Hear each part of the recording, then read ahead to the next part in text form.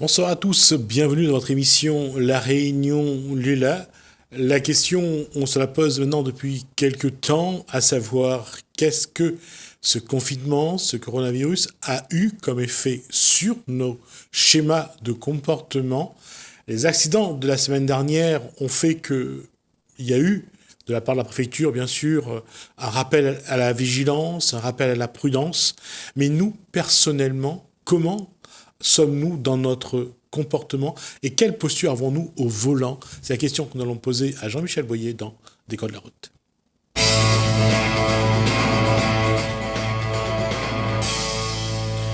Bonsoir Jean-Michel Boyer. Bonsoir. Et la question, on n'arrête pas de se la poser depuis le début du déconfinement. Est-ce qu'on a changé dans nos comportements de manière générale d'abord? Je pense oui, déjà dans le domaine social, je pense qu'on a tous changé parce qu'on est impacté indirectement ou directement par tout ça parce que les médias en parlent, ça fait réfléchir. On est obligé aussi. Les médias en parlent. Ça c'est la phrase toujours quand on essaye de jeter au plus loin quelque chose. Mais que nous, on est resté enfermés pendant 55 jours. Oui. Et ça a eu des effets sur nous quand même. Si je pense, voilà, le fait de rester, en fait, chaque individu, hein, on est quand même, surtout un homme, c'est difficile de rester. Bon, moi, j'ai refait la peinture. On est obligé de s'occuper. Mais quelque part, on a besoin de sortir parce que il faut exister, quoi. Et là, on était un peu restreint, avec un papier, on a pu se faire contrôler. Je pense que ça reste un peu dans la tête quand même, malgré tout. Malgré qu'on veut l'évacuer, ça reste un peu... On a peur aussi que ça recommence, le confinement. Donc, tout ça fait... ça nous... Qu'on veuille pas, ça nous perturbe, ça nous... Parce que même cette petite liberté qu'on avait chaque jour de pouvoir sortir pour faire les courses ou pour un besoin impérieux, bien sûr, était contrôlée. Parce que si on tombait sur un point de contrôle de police ou de gendarmerie, même si on était en règle, même si on avait le papier, ça nous fait flipper quand même. Ouais, on a toujours peur que, voilà, on dépasse l'heure. Bon, moi, par exemple, je prends mon exemple personnel. Moi, j'habite à 1 kilomètre... on va pas dire le magasin parce qu'on n'a pas de publicité. Mais même en une heure, j'avais du mal parce qu'il y a la queue, on rentre là-bas, on a toujours peur, on regarde. Des fois, on met un petit quart d'heure en plus. Ça crée quand même une tension, ça crée quand même quelque chose qui reste en nous. Et là, moi aussi, je constate que les gens qui ont plus le volant, ils sont toujours un peu... ils traînent un peu toujours ça, je veux dire. Et... il y a déjà eu le confinement, le déconfinement, et là, il y a la peur d'un reconfinement. C'est surtout ça. C'est la peur de que ça revienne et que, voilà, on va dire, on a survécu, c'est un peu comme le Grand Raid, on a survécu au premier. Deuxième, on ne sait pas, même pour moi, si ça revient, au niveau professionnel, c'est pas bon. Au niveau mental, c'est un peu...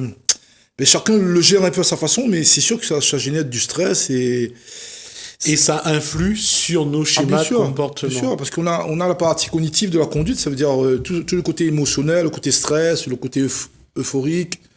Là, on est plutôt dans le côté stress, c'est-à-dire que on est un peu en retenue, on se cherche un peu parce que on a l'impression qu'on est un peu déraillé, donc on veut revenir dans le schéma qui était avant, mais on se rend compte quand même qu'on a un petit peu de mal parce que mais tout ça, dans le cerveau, ça reste et on peut pas... Là, on parle de manière générale. Vous êtes moniteur d'auto-école. Bien sûr. Et vous avez des gens qui sont au volant. Quand vous les regardez, quand vous les voyez s'asseoir au volant pour l'apprentissage, on voit dans les comportements, on voit dans les schémas qu'il y a une évolution ou pas? Si, je pense quand même que... on dit bien, l'avenir ne peut pas faire abstraction du passé, c'est-à-dire... on porte, on va dire un fardeau, on le sent. Même les apprentis, ils n'ont pas conduit, mais malgré tout, on sent quand même que, mais quelque part, on a tous changé. Ça nous a permis de réfléchir sûrement, de régler quelques soucis, mais quelque part, il y a toujours une part négative qui reste. Alors, on le voit sur la route. Il y a ceux qui, pour se déstresser, appuient sur le champignon. Bien sûr. Il y a ça, mais il y a aussi ceux qui sont plus timorés. Il y a ceux qui sont là accrochés au volant, oui.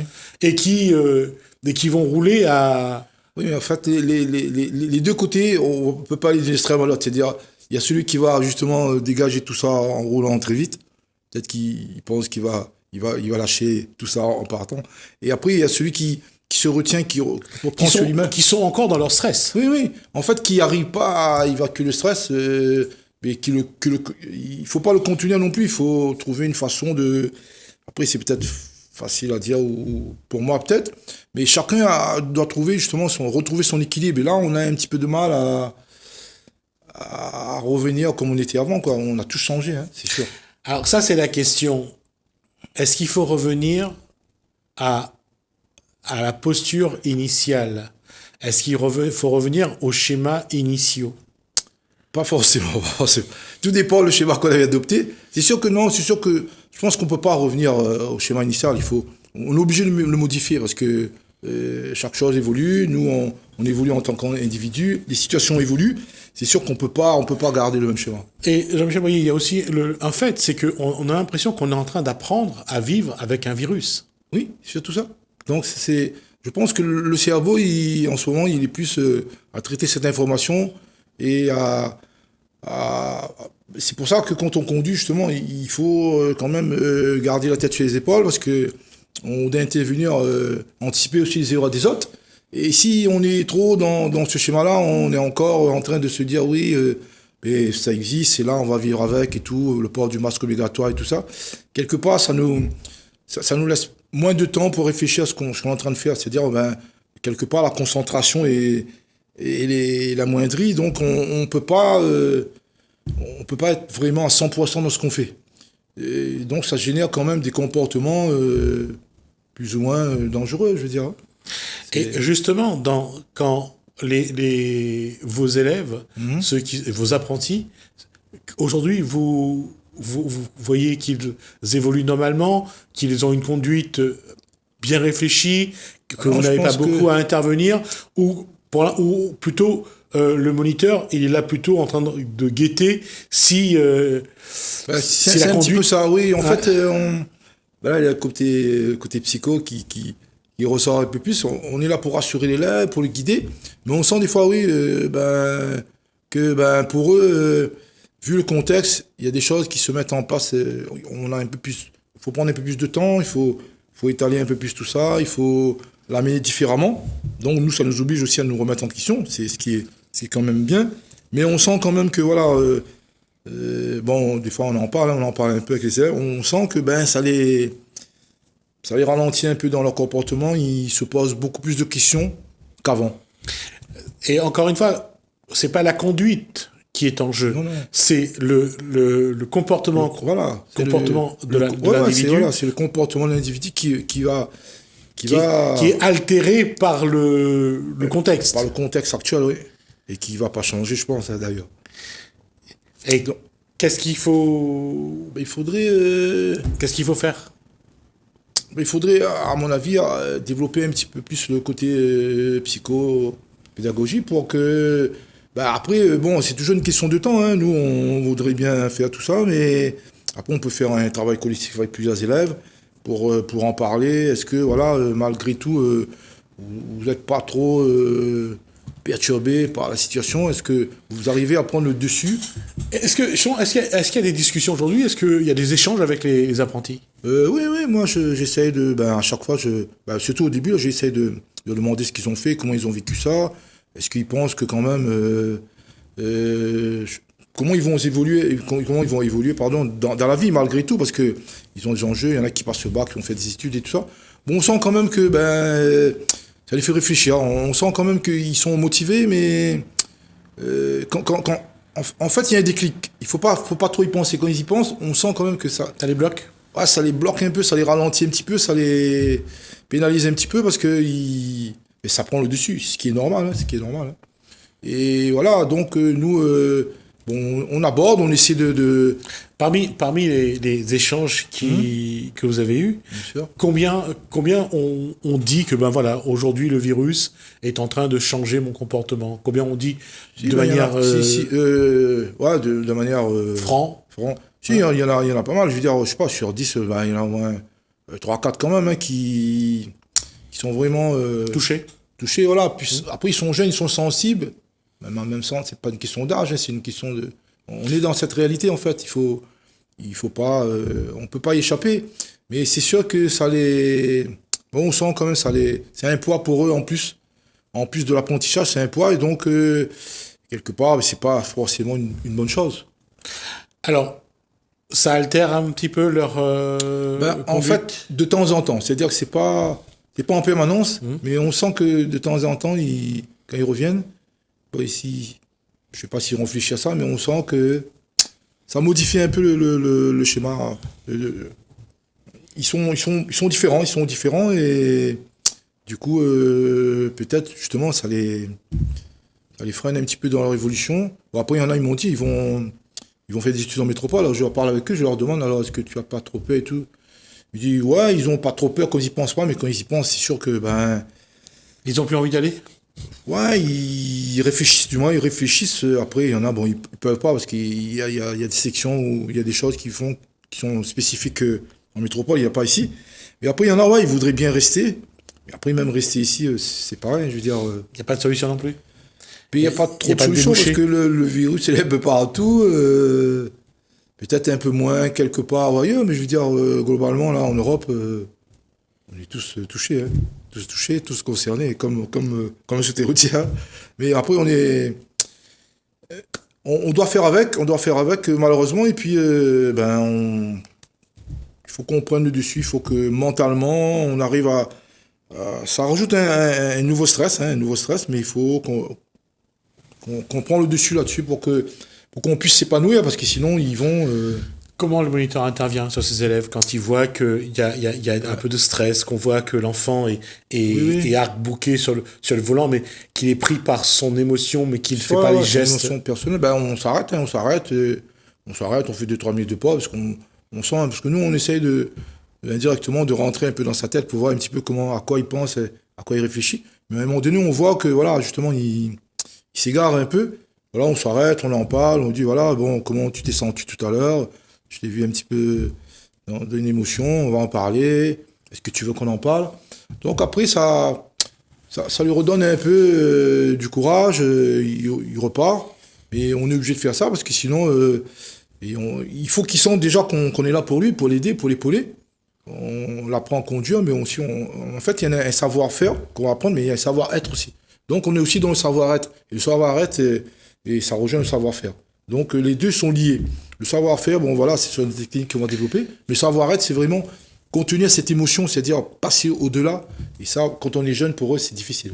Est-ce que, pour autant, il y en a certains qui sont conscients de cette situation, de leur état, qui viennent voir en disant, voilà, là, en ce moment, je suis pas à l'aise, je me sens pas vraiment en pleine possession de mes moyens. Est-ce qu'il y en a qui sont conscients et qui viennent de dire, ben voilà, qu'est-ce que je dois faire et comment est-ce que je dois avancer par rapport à ça? Oui, si, il y en a qui posent des questions, qui demandent des conseils. Bon, on leur dit, voilà, déjà, quand on est stressé, de bien respirer, de souffler. Avec un masque, c'est un peu plus difficile quand même, déjà. Ou sinon, faire un peu de marche, un peu de sport, un peu de relaxation.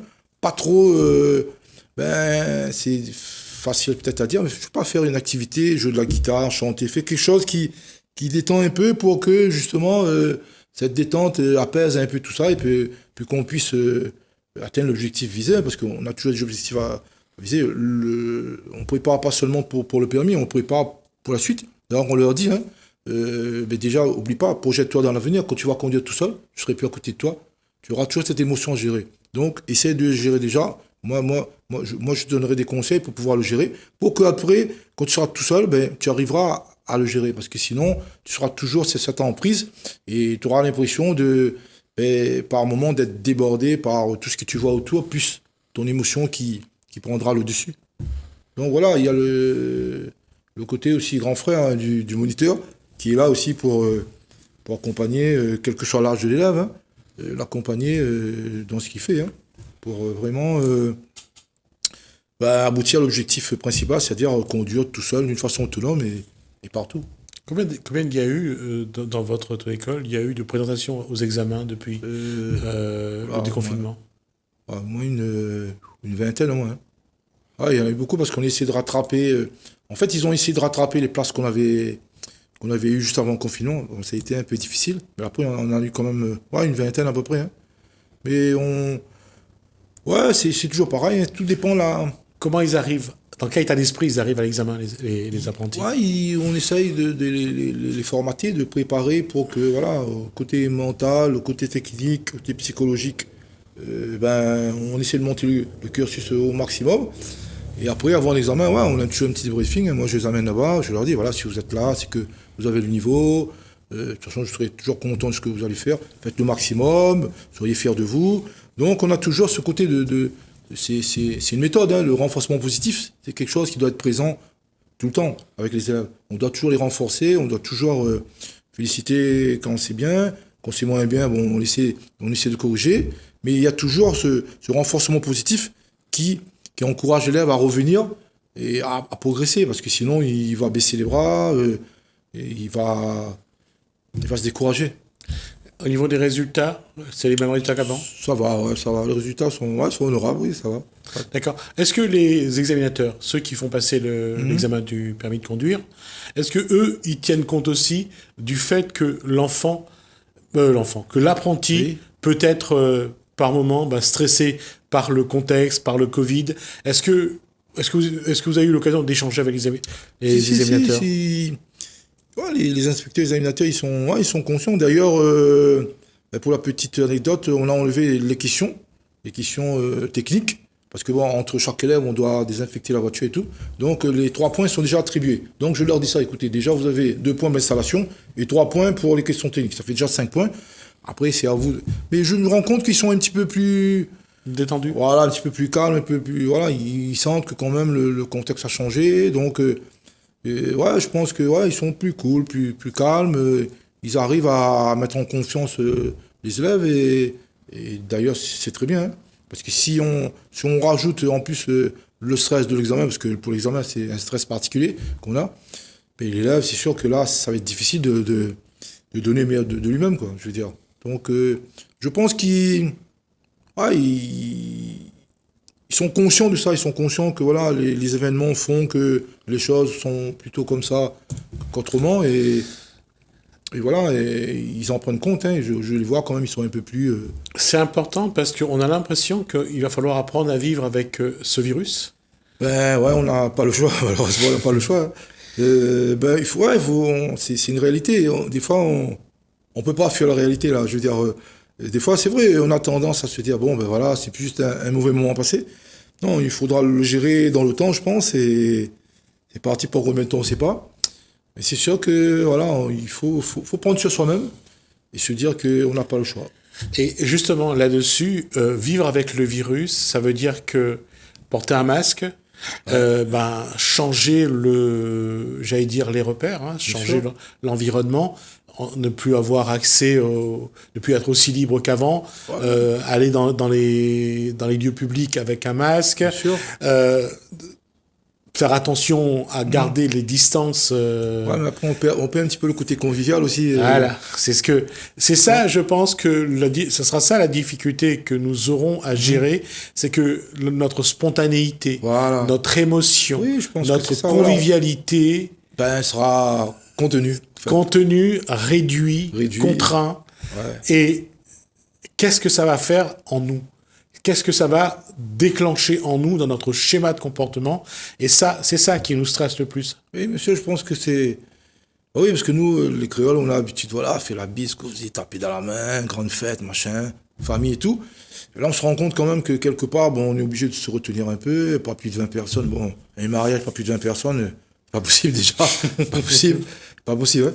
Et une fête, après on peut étaler la fête sur plusieurs jours, mais s'il y a 400 personnes, ça va durer quand même 20 jours, donc 3 semaines. Donc voilà, c'est un peu pour rigoler, mais c'est un peu ça, on est en retenue, quelque part, ça va créer d'autres symptômes. Je suis pas scientifique, je suis pas médecin, mais je veux dire, ça va développer autre chose. Peut-être pas forcément positif aussi. Et c'est ça, et c'est là où je crois que nous avons à nous poser la question.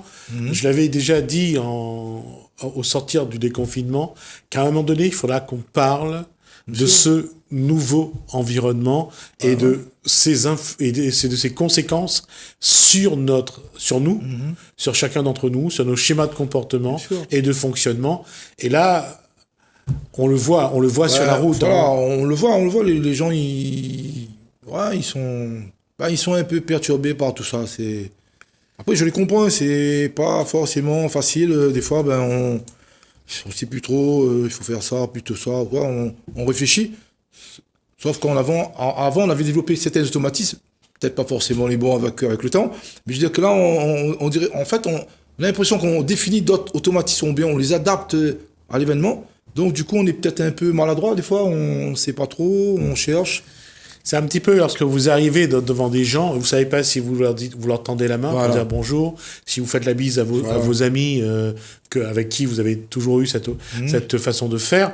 Donc, c'est perturbant. Ouais, c'est perturbant parce qu'on ne sait pas. Alors, il y en a qui disent oui, il peut faire la bise, d'autres pas, d'autres check de loin, on ne sait pas trop. Donc, on est un peu dans la perspective, on ne sait pas trop. Des fois, on n'ose pas. Il faut faire la bise, il ne faut pas faire la bise. Après, je pense que voilà, ça se met en place, mais c'est un peu perturbant parce qu'on ne sait pas trop sur quel pied danser, on va dire. Donc, donc peut-être qu'on danse sur le mauvais pied, du coup. Alors, là. Pour les auto-écoles, ça veut dire que vous allez devoir aussi faire un travail en amont pour ceux qui sont à la conduite. Oui, je pense que voilà, il y a ce petit côté-là qu'on doit développer. Voilà, il faut qu'on arrive à appuyer sur le bon bouton pour que le déclic se fasse, quoi. Et nous, voilà, on n'est pas psychologue, mais bon, on essaye aussi de Vous n'êtes pas psychologue, mais il faudra trouver les mots. Bien sûr, voilà, on va trouver mettre sur des mots. Bien sûr, voilà, faudra les mots justes au bon moment. Donc, nous, ça nous permet de développer une partie de nous-mêmes, peut-être qui est en nous, qu'on n'a pas développé aussi. Donc, il faut toujours trouver du positif dans tout ça. Mais ça veut dire aussi que vous devez gérer votre stress et et les nouveaux éléments de votre schéma. Ah oui, bien sûr. Donc, le schéma, il est modifié. Donc, forcément, s'il est modifié, nous, on n'a pas le choix, on va s'adapter. Il faut déjà que nous, on s'adapte pour que justement on puisse présenter ça à l'élève pour que lui s'adapte. Mais en amont, le travail est fait sur nous déjà pour que justement on passe le relais à l'élève, aux apprentis. Quel message vous pourriez donner à ceux qui sont à la conduite, mais surtout à ceux qui sont au volant et qui ont ce traumatisme, parce que c'est un traumatisme, d'avoir un autre, de ne pas savoir quel comportement à avoir, quel est le bon comportement à avoir, et ça, c'est une question, il va falloir qu'on se divise, et c'est pour chacun d'entre nous, hein. Il n'y a pas un qui est mieux que l'autre, hein. Non, je pense pas croire qu'il y en a qui sont malades, c'est juste nos schémas de comportement qui sont perturbés, et voir comment on le fait entre celui qui appuie sur l'accélérateur parce qu'il veut se déstresser et la personne qui essaye de gérer, comme a dit Jean-Michel Boyer, de gérer son stress. Entre les deux, il va falloir trouver le bon équilibre. Voilà, un juste équilibre. Nous, le conseil qu'on donne aux apprentis, c'est de faire confiance à votre formateur, votre moniteur, parce qu'on le guide, on va le guider, ça s'appelle du guidage d'ailleurs. Et ensuite, pour ceux qui ont déjà le permis, il faut trouver un juste milieu, un juste équilibre entre trop ou pas assez, aller trop vite pour dégager tout ça, non, mais aller trop doucement aussi pour laisser passer quelque chose qu'on peut pas. Non, on peut pas. On doit trouver le juste équilibre et le juste milieu pour que le partage de la route se fait toujours et qu'on cohabite tous ensemble. Parce que aussi bien que tous les usagers, en fait, sont pris là-dedans. Hein. Je veux dire, le piéton, il est en train de penser ça, il oublie qu'il y a une voiture, la voiture qui oublie le stop, le motard qui va trop vite ou trop doucement. On est tous... On n'a peut-être pas le même schéma, mais on prend la même route par contre. Donc, on est quand même obligé de gérer ça ensemble, hein, tout le monde en même temps. Et c'est pour ça que ça devient compliqué. Et Jean-Michel Boyer a dit, c'est très important, c'est de le faire ensemble. Parce que d'une façon ou d'une autre, il va falloir se parler. Et si on veut parler, il faut qu'il y ait quelqu'un en face. Et pour les apprentis, à la conduite automobile, c'est bien sûr le moniteur. Le moniteur, bien sûr. Merci Jean-Michel Boyer, en tout cas pour cet échange. J'espère que ça a apporté quelque chose et j'espère que là, on a parlé pour les apprentis à la conduite, mais de manière générale, ça concerne tout le monde.